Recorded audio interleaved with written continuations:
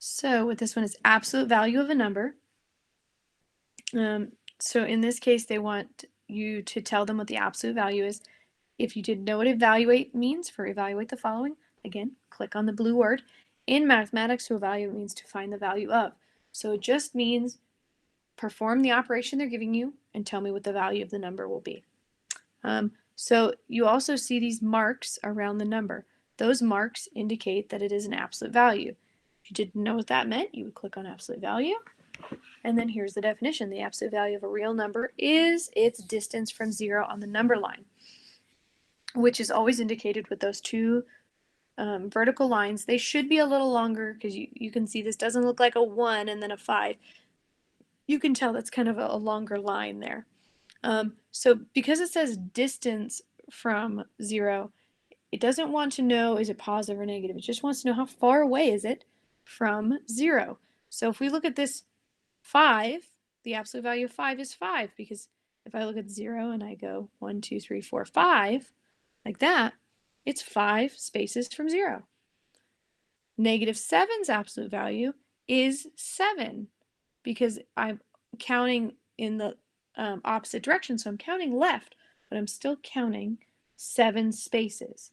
So the absolute value of negative 7 is just 7. So down here, they just continue a little more. So the absolute value of x can also be defined as the following. So they give you a bit more here. So the absolute value of x equals x if x is greater than or equal to 0. But it can also be negative x, because what that means, if I just tell you the absolute value of a number is 5, it means that it could be 5 units to the right or 5 units to the left. You're not telling me yet. So all I said is of a number. So that's all they're telling you here, is it could be both positive and negative. Because the absolute value of 4 is 4. The absolute value of negative 4 is also 4, because it's 4 units from 0. So you just have to keep that in mind. With absolute value, could go either direction. All right, so we're going to take a look at this one. So absolute value of 5.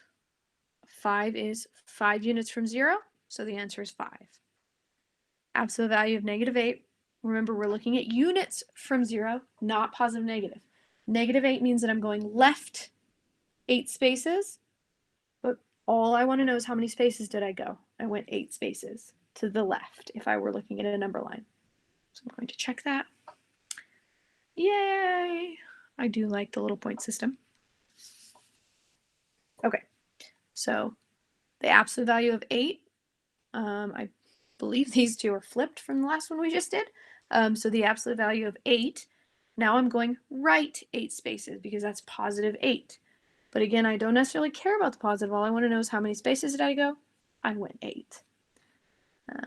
For negative 5, so if I were to put that on a number line, I'd go 5 spaces to the left. Left is negative, right is positive. So I don't necessarily care about the negative, just how many spaces did I go? I went 5 spaces.